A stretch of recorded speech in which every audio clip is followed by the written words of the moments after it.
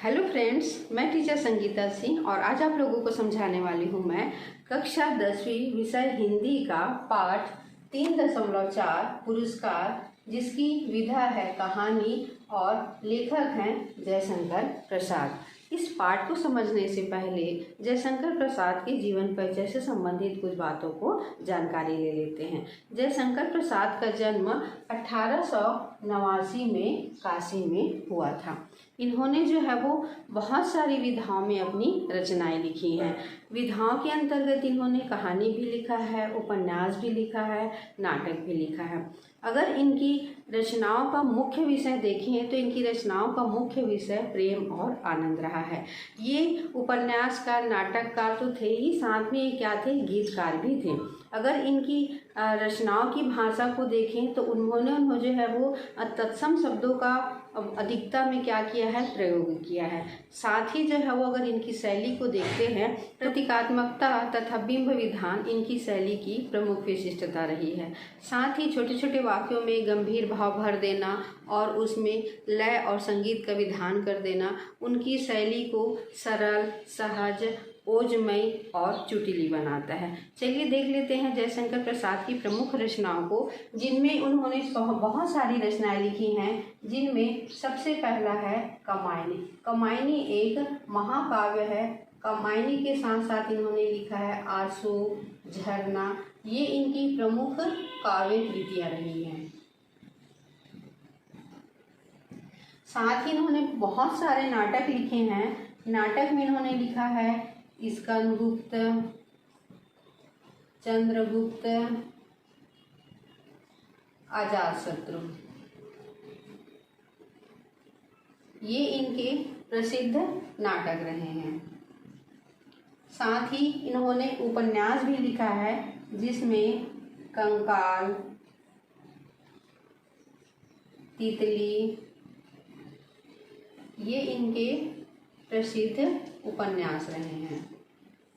इन्होंने कहानी भी लिखा है, जिसमें आकाशदीप, देवव्रत, ये इनके कहानी संग्रह हैं।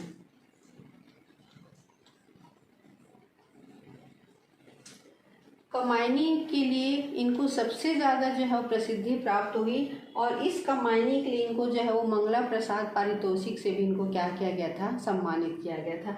यही जो है वो महत्वपूर्ण प्रश्न बनता है बच्चों के लिए कि कमायनी कौन सा काव्य है करके 1 नंबर का प्रश्न बनता है। तो कमायनी कौन सा काव्य है, महाकाव्य है।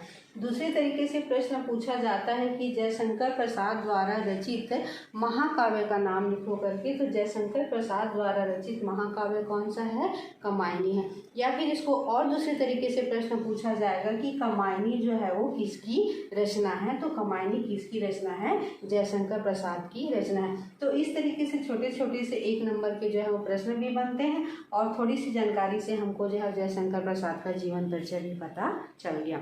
चलिए अब शुरू करते हैं पुरस्कार पाठ की कहानी को। पुरस्कार पाठ की कहानी कौशल राज्य में होने वाले कृषि महोत्सव से प्रारंभ होती है। कृषि महोत्सव के लिए पूरे नगर को दुल्हन के तरीके से सजाया गया है।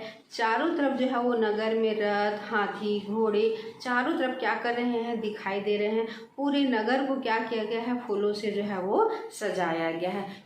पुरोहितों के द्वारा मंगल गान गाया जा रहा है और इसी समय जो है वो राजा हाथी से उतरकर खेत के पास आते हैं और वहाँ पर जो है वो स्वर्ण रंजित हल की मूठ को पकड़कर जुते हुए बैल को संकेत करके कृषि महोत्सव की शुरुआत करते हैं। और जैसे ही वो बैलों को संकेत करते हैं वैसे ही बाजे बजने लगते हैं, फूलों की वर्षा होने लगती है।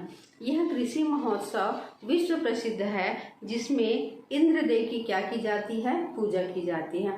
और ऐसा नहीं है कि सिर्फ इसमें जो है वो कौशल राज्य के नागरिक ही शामिल हो, इसमें दूर राज्यों से आए हुए राजकुमार भी क्या करते, इसमें जो है वो सहयोग प्रदान करते हैं। इस कृषि महोत्सव को मगध का राजकुमार अरुण भी देखने के लिए आया है और वह कौतूहलवश जो है वो इन सभी दृश्यों को देखने का काम कर रहा है। दूसरी तरफ मधुलिका थाल में बीज पकड़कर महाराज को बीज देने का कार्य कर रही है और यह सम्मान उसे इसलिए प्राप्त हुआ है क्योंकि इस बार कृषि महोत्सव के लिए मधुलिका को खेत को चुना गया है और जिसके खेत को चुना जाता है उसे ही महाराज को बीज देने का जो है वो अधिकार प्राप्त होता है। तो इसीलिए मधुलिका क्या कर रही है, महाराज को जो है बीज देने का कार्य कर रही है। इसी बीच सभी ग्रामवासी राजा को आश्चर्य से कौतूहल से देख रहे हैं कि राजा कैसे हल चला रहा है करके, लेकिन वहीं पर राजकुमार अरुण देख रहा है उस सुंदरी बालिका मधुलिका को। कृषि महोत्सव का मुख्य कार्य समाप्त हो गया।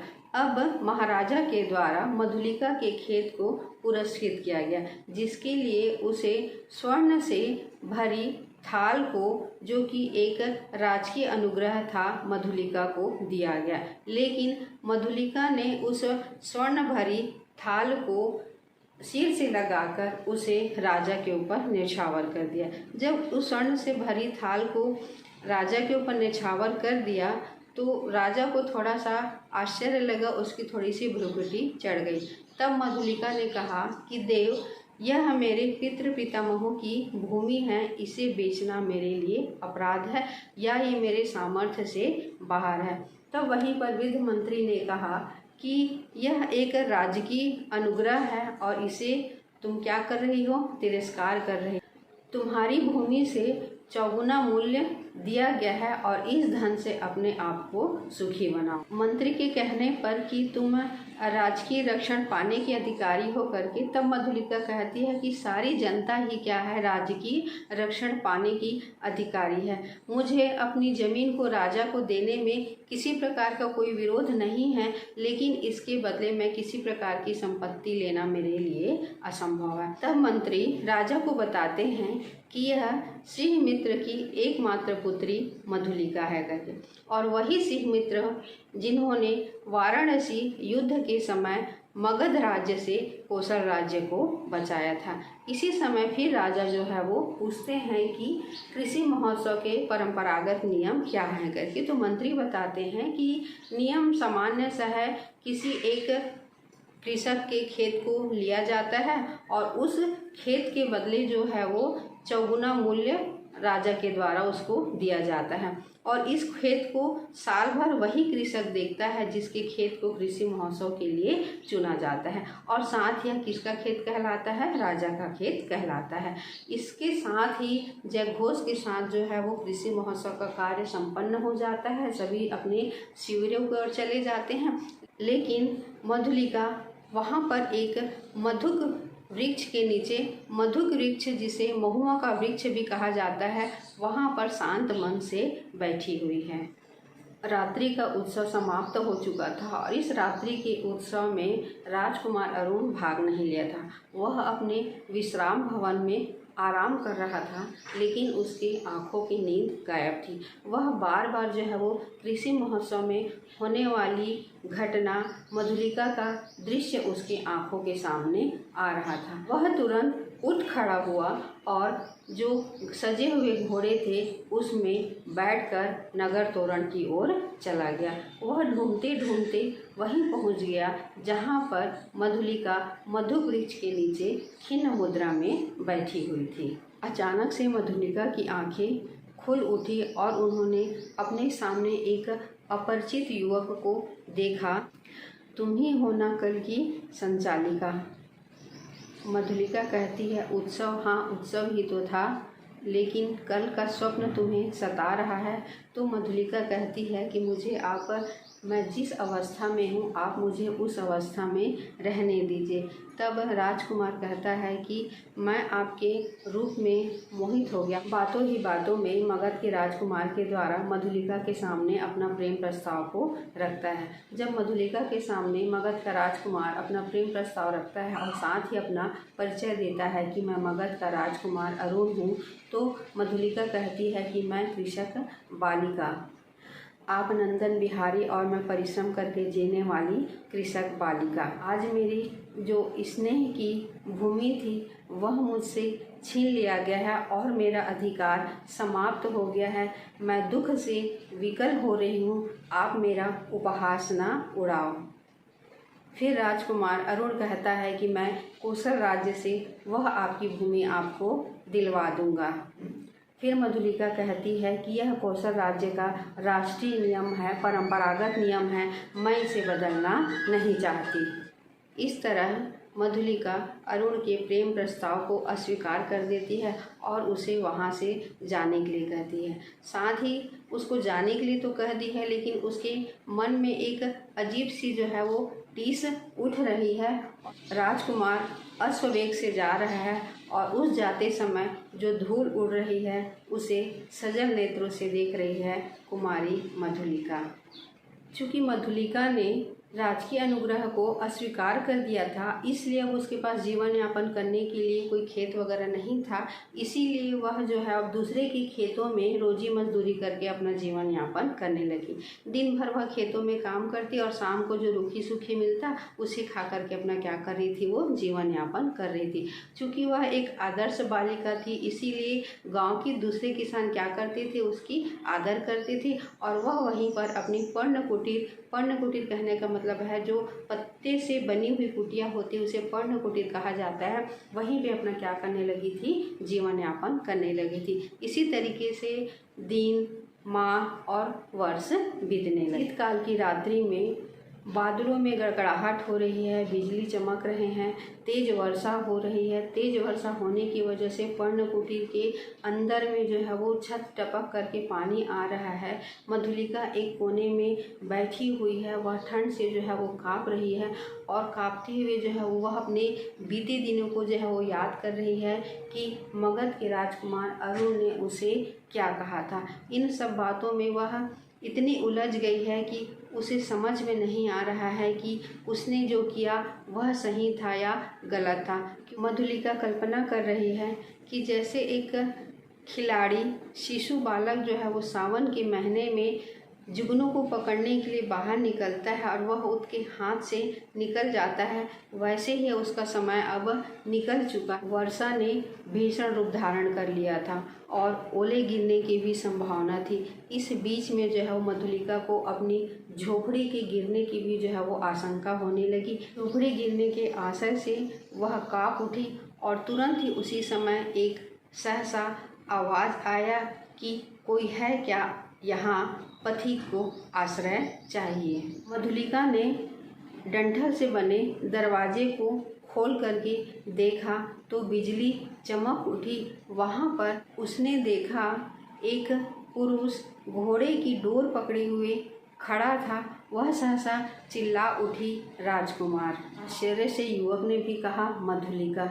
एक पल के लिए दोनों के बीच में सन्नाटा सा छा गया। फिर मधुलिका ने कल्पना में जो सोचा था, जिस राजकुमार के बारे में सोच रही थी, वह वास्तविक हो गया करके वह आश्चर्य में पड़ गई। मधुलिका की स्थिति को देखकर राजकुमार ने कहा, मैंने उस समय आपको कहा था कि मैं आपकी ज़मीन को मैं वापस दिलवा दूंगा करके, लेकिन मधुलिका अपने वास्तविक स्थिति को जो है उसे बताना नहीं चाह रही थी और उसने पूछा राजकुमार से कि मैं तो यहाँ हूँ, लेकिन आप यहाँ पर जो है वो कैसे हैं। मगध के राजकुमार ने बताया कि मैं मगध का निर्वासित, मतलब जिसे नगर से बाहर निकाल दिया गया है, मैं मगध का विद्रोही और कौशल राज्य में जीविका खोजने के लिए आया हूँ। यह सब बातें सुनकर के मधुलिका सहसा हंस पड़ती है कि एक विद्रोही और कौशल राज्य में जो है वो जीविका के लिए आया है। एक कृषक बालिका उसकी स्वागत करे कि क्या करे। फिर भी वह कहती है कि यह एक विडंबना है और मैं तुम्हारे स्वागत करने के लिए तैयार हूँ। शीतकाल की रात्रि में चारों तरफ जो है वो ठंडी हवाएं चल रही थी। वहाँ पर अरुण और मधुलिका बैठ कर के बातें कर रहे थे। मधुलिका की बातों में उत्साह था, लेकिन अरुण जो है वो सोच समझ करके बातें करता था। इसी बीच में मधुलिका ने पूछा, जब आप इतनी विपन्न अवस्था में हो तो इतने सारे सैनिकों को साथ में रखने की क्या आवश्यकता है। तब मगध का राजकुमार कहता है कि ये सैनिक जो है वो मेरे जीवन और मरण के साथी हैं और मैं नए राज्य की स्थापना करना चाहता हूँ। तो मधुलिका को लगता है कि ये मेरा भ्रम है कि कल्पना है कि मैं इसमें आनंद ले लूं कि आप क्या करना चाहते हो, नए राज्य की स्थापना करना चाहते हो। तब मगध का राजकुमार कहता है, नहीं, मैं सचमुच जो है वो नए राज्य की स्थापना करना चाहता हूँ और हम एक राजा रानी के तरीके से मैं तुम्हें क्या करूँगा, वहाँ सिंहासन में बैठाऊँगा, तुम जो है वो अपने छिने हुए जो है वो खेत की चिंता करो। यह सब बातें सुन करके मधुलिका कहती है कि ठीक है। मधुलिका के मन में आनंद की जो है वो उमड़ उठने लगी। फिर मधुलिका कहती है कि मैं सचमुच जो है तुम्हारा इंतज़ार करती थी। तो फिर राजकुमार ने कहा कि तो यह मेरा भ्रम नहीं था, तुम सचमुच जो है मुझे स्नेह करती हो। इस तरीके से मधुलिका यहाँ पर अपने प्रेम को जो है वो स्वीकार कर लेती है और मगध के राजकुमार अरुण के कहने पर वह जैसे कहता था वह वैसे कहने के लिए तैयार हो गई। राजकुमार अरुण मधुलिका से कहता है कि मैं प्राणों से प्राण लगाकर तुम्हें कौशल राज्य के सिंहासन पर बैठाना चाहता हूँ। तुम अभी अरुण की तलवार की ताकत को नहीं देखी हो। तो सहसा मधुलिका क्या हो जाती है, कांप जाती है और वह जो है वो नहीं कहना चाहती है, लेकिन उसके मुंह से निकल जाता है हाँ पर। उसके बाद अरुण मधुलिका से कहता है कि कौशल नरेश जो है वो तुम्हारे लिए चिंतित हैं, वह तुम्हारी छोटी सी बात को जो है वो अस्वीकार नहीं करेंगे और जो सेनापति है वह दस्युओं के दमन के लिए दूर पहाड़ी प्रदेशों की ओर चला गया है। मधुलिका अभी प्रेम भावना में है, इसलिए वह अरुण की बात को स्वीकार कर लेती है और कहती है, मधुलिका कहती है कि जो कहोगे वह मैं करूँगी। अरुण की बात को मानकर मधुलिका कौशल नरेश के पास जाने के लिए तैयार हो जाती है। वहाँ पर वह पहरेदारों के पास संदेश भेजती है। कौशल नरेश स्वर्ण गद्दी पर अर्धनिद्रित अवस्था में बैठे हुए हैं। पहरेदार आकर के संदेश देते हैं महाराज को कि कोई एक स्त्री जो है वो प्रार्थना करने के लिए आई है। तो महाराज आदेश देते हैं कि उसे सामने लाया जाए।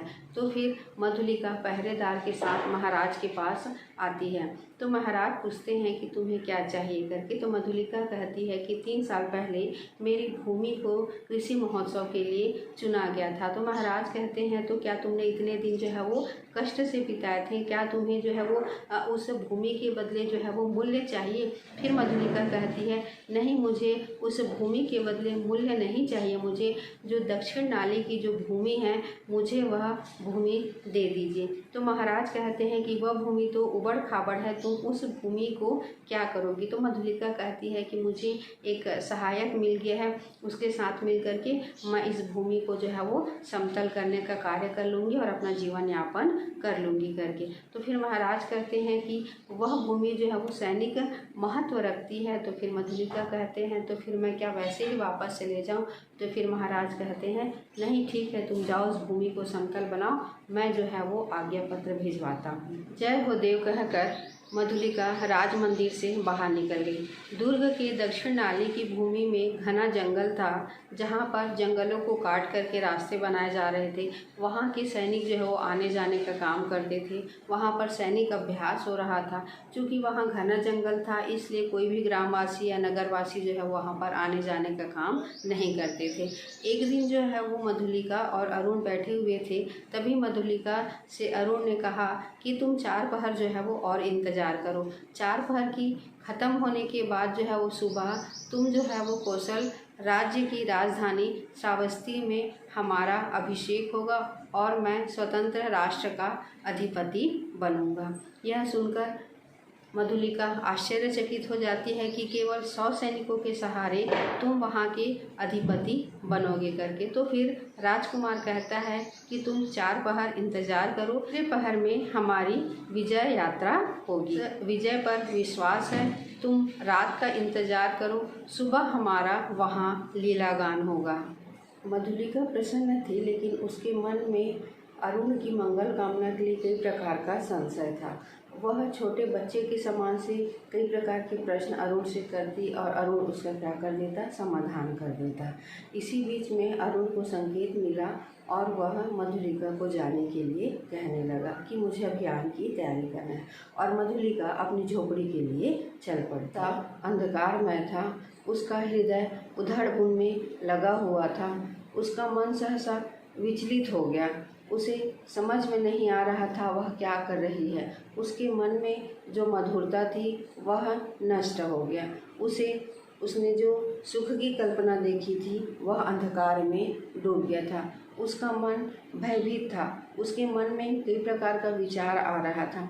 उसका पहला भय था कि अरुण विजय हासिल करेगा कि नहीं, और अगर विजय हासिल कर भी लेता है तो श्रावस्ती जिला जो है वो कौशल राज्य के चिर दुश्मन मगध के हाथों चला जाएगा। लेकिन उसे लग रहा था कि वह कौन, कौशल नरेश ने उसे कहा था सिंह मित्र की पुत्री, और सिंह मित्र कौन, एक वीर देश का रक्षक करने वाला। उसे बार बार जो है वो अंधेरे से ऐसा लग रहा था मानो उसके पिताजी जो है वो उसको पुकार रहे हैं कि तुम ये जो है वो क्या करने वाली हो। वह सहसा जो है वो चिल्ला उठी, वह रास्ता भूल गई। रात्रि का एक पहर बीत चुका। मधुलिका अभी भी उधेड़बुन में लगी हुई थी। उसे समझ में नहीं आ रहा था वो क्या कर रही है। एक तरफ उसे अपने पिता की छाया दिखाई देती तो दूसरी तरफ जो है वो अरुण का चित्र उसको दिखाई देता। अचानक से उसके चेहरे पर एक जो है वो प्रकाश पड़ी। हजारों घुड़सवार जो है वो आ रहे थे और सामने जो है वो एक वीर सैनिक दिखाई दे रहा था जिसके बाएं हाथ में घोड़े की लगाम थी और दाएं हाथ में जो है वो नग्न तलवार था।